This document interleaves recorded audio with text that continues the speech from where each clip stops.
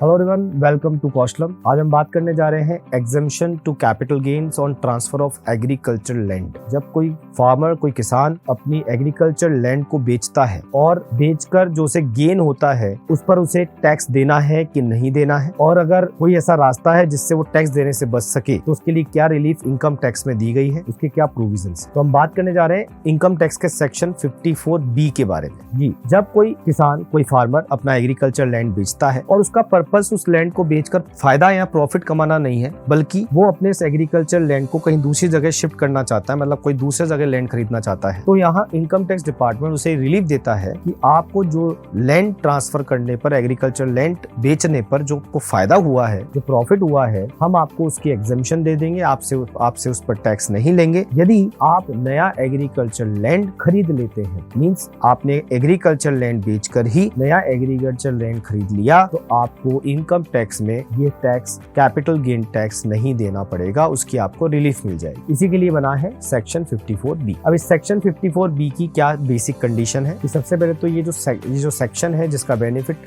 सिर्फ और सिर्फ इंडिविजुअल या HUF को मिलेगा, मींस कंपनी या पार्टनरशिप्स को नहीं मिलता ये बेनिफिट। नंबर 2, जो आपने एग्रीकल्चर लैंड बेचा है वो लॉन्ग टर्म कैपिटल असेट भी हो सकती है आपकी, या शॉर्ट टर्म कैपिटल असेट भी हो सकती है, व्हाटएवर, कोई किसी भी तरह नेचर की असेट हो, आपको ये बेनिफिट मिलेगा। नंबर 3, जो एग्रीकल्चर लैंड आपने यूज किया है या आपके पेरेंट्स यूज कर रहे हैं for the purpose of agriculture, वो एटलीस्ट कम से कम 2 साल immediately preceding the date of transfer, मतलब डेट ऑफ ट्रांसफर से पहले वाले 2 साल तक कम से कम वो एग्रीकल्चर पर्पस में काम में लिया होना चाहिए। मतलब अगर आपने अपने एग्रीकल्चर लैंड जिसे आप कह रहे हैं उसे एग्रीकल्चर पर्पस में काम में नहीं ले रखा कम से कम 2 साल के लिए डेट ऑफ ट्रांसफर से पहले, तो फिर ये एग्जेम्पशन आपको नहीं मिलेगी। इसके बाद लास्ट और मेन कंडीशन है, अगर आप from the date of transfer, मतलब असेट, ये एग्रीकल्चर लैंड को बेचने की डेट से लेकर 2 साल के अंदर अंदर कोई नया एग्रीकल्चर लैंड खरीद लेते हैं तो ये एग्जेम्पशन आपको मिलेगी। मींस अगर आपने एग्रीकल्चर लैंड बेच के कुछ और खरीद लिया तो ये एग्जेम्पशन आपको नहीं मिलेगी। अगर आपका एग्रीकल्चर लैंड कंपलसरी एक्विजिशन में जा रहा है, मतलब गवर्नमेंट, सरकार किसी लॉ के द्वारा वो लैंड आपसे कंपलसरीली खरीद रही है, तो उस पर हुआ गेन आपके लिए वैसे भी एग्जेम्प्ट है, उस पर तो वैसे भी टैक्स नहीं लगेगा। अब बात करते हैं एग्जेम्पशन, मतलब टैक्स का अमाउंट, जो एग्जेम्पशन है, जो कर मुक्ति है, जो रिलीफ है, वो कितने रुपए तक की मिलेगी। तो जितना आपको कैपिटल गेन हुआ है एग्रीकल्चर लैंड को ट्रांसफर करने पर, और दूसरा जो आपने लैंड में जो नया एग्रीकल्चर लैंड परचेज किया उसमें कितना पैसा आपने इन्वेस्ट किया है, उन दोनों में से जो भी अमाउंट कम हो उतने रुपए तक की आपको एग्जेम्पशन मिलेगी। मीन सपोज आपको कैपिटल गेन हुआ एग्रीकल्चर लैंड के सेल आउट करने पर 50 लाख रुपए का, और नया एग्रीकल्चर लैंड आपने 40 लाख का ही खरीदा है, तो आपको एग्जेम्पशन 40 लाख की मिलेगी, क्योंकि विच एवर इज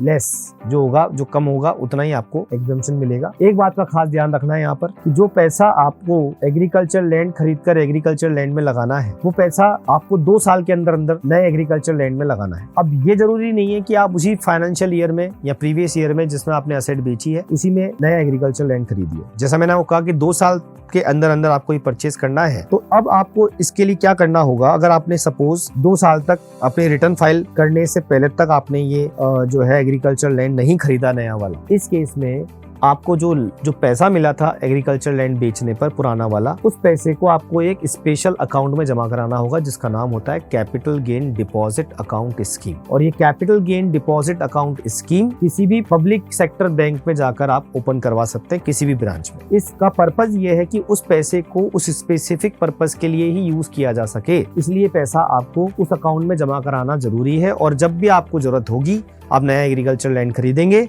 आप उस अकाउंट में से पैसा निकाल सकते 2 साल के अंदर। लेकिन इस बात का ध्यान रखें, अगर आपने ये पैसा जमा नहीं कराया कैपिटल गेन डिपॉजिट स्कीम में रिटर्न फाइलिंग की डेट से पहले, जिस फाइनेंशियल ईयर की रिटर्न आप फाइल कर रहे हो और जिसमें आपने जिस प्रीवियस ईयर में आपने अपनी जो असेट है कैपिटल एग्रीकल्चर लैंड बेचा था, तो ये अमाउंट आपके लिए टैक्सेबल हो जाएगा। अब दूसरा सवाल ये होता है कि सपोज हमने ये जो अमाउंट था एग्रीकल्चर लैंड का जो हमें मिला था, हम सोच तो रहे थे कि हम नया एग्रीकल्चर लैंड खरीदेंगे और हमने पैसा कैपिटल गेन डिपॉजिट स्कीम में जमा भी करा दिया, बट अगर हम नया एग्रीकल्चर लैंड खरीद ही नहीं पाए या हमें खरीदना ही नहीं है अब, और 2 साल का टाइम पीरियड जो है वो ओवर हो चुका है, तो इस केस में जो कैपिटल गेन हुआ था आपको, वो कैपिटल गेन आपके लिए टैक्सेबल हो जाएगा। जो एग्जेम्पशन है वो आपने यूटिलाइज नहीं करी, तो आपको अब उस पर वापस टैक्स देना पड़ेगा। मींस जितना अमाउंट आपका कैपिटल गेन डिपॉजिट स्कीम में जमा था, जो भी कैपिटल गेन का अमाउंट था आपका, उसका अमाउंट वो आपको उस पर टैक्स देना पड़ेगा अगर आप एक स्पेसिफाइड टाइम पीरियड जो 2 साल की उसमें नया एग्रीकल्चर लैंड परचेज नहीं कर पाए। जैसे एग्जांपल के तौर पर मिस्टर रामलाल ने had purchase an agriculture land in April 2017। उन्होंने 2017 में एक नया एग्रीकल्चर लैंड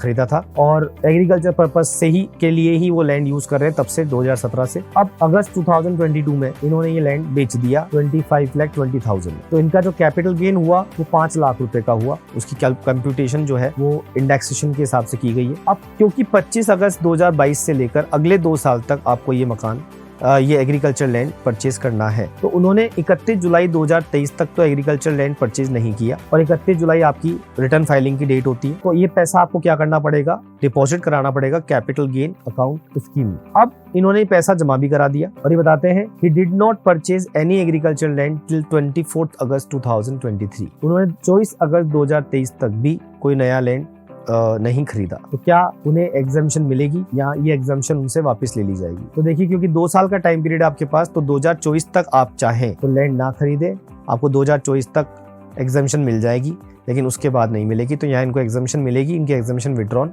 नहीं होगी। तो ये थी जानकारी एग्रीकल्चर लैंड को जो लोग किसान हैं उनके लिए, स्पेशली जो बेचने जा रहे हैं या बेचना चाहते हैं, उन्हें इस टैक्स रिबेट या रिलीफ की जानकारी होना बहुत जरूरी है। ऐसी और इन्फॉर्मेशन के लिए आप जुड़े रहिए कौशलम के साथ। Thank you.